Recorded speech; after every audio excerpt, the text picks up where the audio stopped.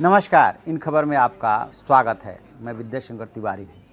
नवंबर महीने में देश में बहुत कुछ घटित होने वाला है। सुप्रीम कोर्ट से कई महत्वपूर्ण फैसले आने वाले हैं। उसी में जो सबसे बड़ा फैसला आने वाला है वो है अयोध्या में राम मंदिर। राम मंदिर पे फैसला क्या आएगा ये तो हम नहीं बता सकते, ये तो कोर्ट ही बताएगा। लेकिन पूरी देश की नज़रें उस पर टिकी हुई है और सरकारों की भी नज़रें टिकी हुई है। तो जो माहौल बन रहा है उस माहौल के हिसाब से ऐसा लोगों को लग रहा है जैसे कि राम मंदिर के हक में फैसला आएगा। चूँकि उसमें कई पक्षकार हैं तो सभी पक्षकारों को अपना हक जताने का अधिकार है। हक जताएगा कि मेरे ही पक्ष में फैसला आएगा, मेरी ही जीत होगी। क्या होगी नहीं कह सकते, बट यदि इतिहास के आईने में राम मंदिर के पूरे प्रकरण को देखा जाए, एक चीज़ और मैं बता दूं कि फ़िलहाल जो है सुप्रीम कोर्ट में छुट्टियां चल रही है, लेकिन फैसला लिखा जा रहा है। अब फैसला आने में बहुत दिनों का वक्त नहीं है, 1 हफ्ता लगे, 1.5 हफ्ता लगे, इससे ज़्यादा नहीं, क्योंकि 17 नवंबर को चीफ जस्टिस को रिटायर होना है। उससे पहले फैसला देना कहा जा रहा है कि 8 से 15 के बीच में कभी भी फैसला आ सकता है। जो भी फैसला आएगा उस पर बात करेंगे, लेकिन फ़िलहाल हम इतिहास के आईने में ये देखना चाहते हैं इस एपिसोड में कि कब कब राम मंदिर को लेकर के महत्वपूर्ण डेवलपमेंट हुए। तो सबसे पहला जो बड़ा डेवलपमेंट हुआ था 1949 में, जिसमें कहा जाता है कि अचानक मूर्तियाँ रख दी गई थी और वहीं से विवाद की शुरुआत भी होती है। लेकिन तब 1949 में मूर्तियाँ तो रख दी गई बट पूजा नहीं होती थी। तो ये जो घटनाक्रम घटित हुआ वो हुआ है 1986 1986 में। 1986 में जो है वो ताला खुला और तब राजीव गांधी की सरकार थी और उसके बाद से वहाँ पे पूजा पाठ होने लगा। तो जो पूरा घटनाक्रम हुआ था उसमें ये हुआ था कि एक वकील थे और पत्रकार भी हैं, उमेश चंद्र पांडे। तो उनका कहना ये था कि मैं वकील होते हुए पत्रकारिता करता था और संपादक ने हमें अयोध्या के लिए धार्मिक स्टोरी पर काम करने को लिए कहा था। तभी 1984 से अयोध्या में विश्व हिंदू परिषद का राम मंदिर निर्माण को लेकर के पहला सम्मेलन हुआ था। मंच से जस्टिस एस.एन. काटजू ने बताया था कि पूजा स्थल पर ताला लगाने संबंधी कोई आदेश नहीं है। और फिर ये उमेश चंद्र पांडे अपना अनुभव शेयर करते हैं कि मैं स्टोरी पे काम कर ही रहा था, तो जब कागजों को पलटा तो पाया कि जो काटजू साहब कह रहे हैं वो ठीक कह रहे हैं, कोई ऐसा आदेश तो नहीं है। चूँकि ये वकील भी थे इसलिए इन्होंने एक सदर मुंसिफ के यहाँ जो है 25 जनवरी 1986 को वाद दायर किया और उसमें ये आदेश यह कहकर जारी नहीं किया गया कि इस मामले में सभी दस्तावेज हाई कोर्ट के पास हैं। तो मुंसिफ के यहाँ से कोई सफलता नहीं मिली। फिर 28 जनवरी को ये चले गए जिला जज के.एम. पांडे, कृष्ण मोहन पांडे की अदालत में, और वहाँ पे इन्होंने कहा कि 31 जनवरी को पूरे दिन जज ने मामले को अर्जेंसी पर सुना। मैंने कहा कि मेरी अपील प्रशासन के खिलाफ है, न कि मुस्लिम पक्ष के खिलाफ। 1 फरवरी को सुनवाई की तारीख थी। उस दिन जो है डीएम उस समय थे इंदु प्रकाश पांडे और एसपी थे करमवीर सिंह, ये हाजिर हुए और इसके बाद कोर्ट ने जो है इनसे पूछा, दोनों अधिकारियों से। दोनों ने मौखिक रूप से ये बताया था कि कोई लॉ एंड ऑर्डर की समस्या पैदा नहीं होगी। इसके बाद जो है ताला खुलवाने का आदेश दिया गया। अब देखिए इसमें कितनी महत्वपूर्ण बात। अब वो जो ताला लगा था राम मंदिर पे, वो ताला इतना पुराना था कि जब उसको खोलने की कोशिश की गई तो वो खुला नहीं लिया जाए, उसको तोड़ दिया गया।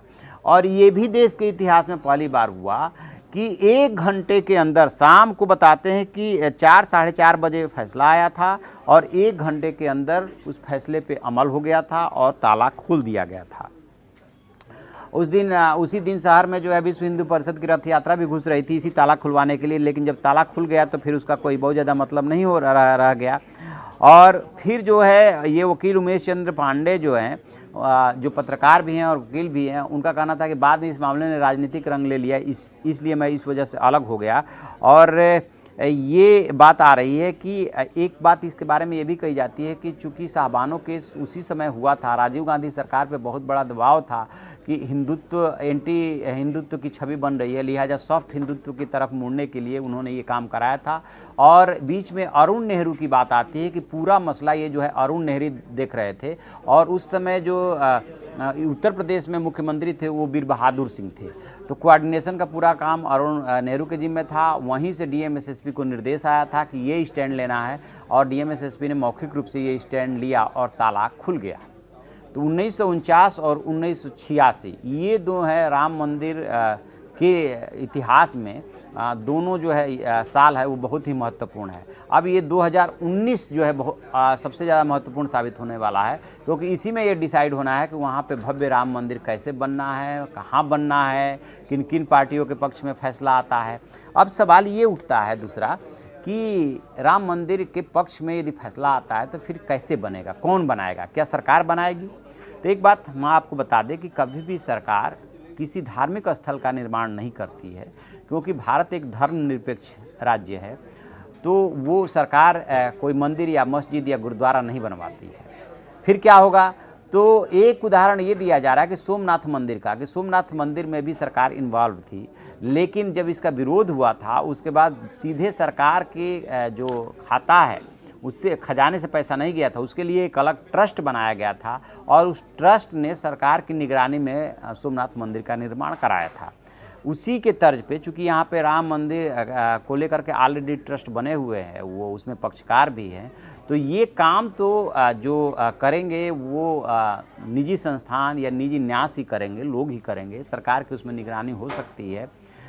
सबसे बड़ी बात यह है कि जो 2.77 एकड़ को लेकर के झगड़ा है, उसमें जो हाई कोर्ट ने 3 पक्षों में बांट दिया था, सुन्नी वक्फ बोर्ड, रामलला विराजमान और एक जो है अखाड़े को दे दिया था, उसमें अब ये डिसाइड होना है कि रामलला विराजमान का और पक्षों का जो भी इसमें पक्ष है, चाहे निर्माणी हो, अखाड़ा हो या और अखाड़े हों या जो पक्षकार है, सबका कहना है कि मेरा है। लेकिन रामलला विराजमान की तरफ से कहा गया कि ये पूरा का पूरा उस पर हमारा हक है। तो यदि किसी एक के पक्ष में फैसला आता है, क्योंकि इलाहाबाद हाई कोर्ट ने उसको बांट दिया था 3 भागों में, अब इसमें पक्षकार कह रहे हैं कि नहीं, कोर्ट का काम बंटवारा करना नहीं है, आप टाइटल डिसाइड कीजिए कि किसका ये है, किसका हक बनता है। तो यदि किसी एक के पक्ष में आता है तब तो कोई झगड़ा ही नहीं है, लेकिन यदि बंटवारा होता है तब देखने वाली बात होगी कि उस स्थिति में क्या होता है। क्या बंटवारा होगा या हाई कोर्ट को फिर से केस भेजा जाएगा या क्लियर कट इसमें डिसीजन आएगा। एक चीज़ ये 2.77 एकड़ को लेकर होना। लेकिन पहले भारत सरकार ने जो 67 एकड़ ज़मीन अधिग्रहित किया था, उसको लेकर के केंद्र सरकार पहले ही इच्छा ऐसी जाहिर कर चुकी है कि जिनकी ज़मीन थी उसको वापस कर दिया जाए या वो अपने पास रख करके फिर ट्रस्ट को उसको ट्रांसफ़र करे और फिर जो है वो भव्य राम मंदिर बने। तो ये कुछ परिस्थितियाँ बन रही है और ये उसका इतिहास है कि ताला कैसे खुला और ये विकल्प है कि मंदिर कैसे वहाँ पे बन सकता है सुप्रीम कोर्ट का आदेश आने के बाद। तो इसको लेकर के राम मंदिर को लेकर के हम इतिहास के आईने में एक एक प्रकरण बताते रहेंगे मंदिर का फैसला आने तक, और देखते हैं कि इसमें क्या क्या और डेवलपमेंट होता है। जैसे ही कोई डेवलपमेंट मिलेगा हम आपको बताएंगे। आप देखते रहिए हमारा डिजिटल चैनल इन खबर। Thank you.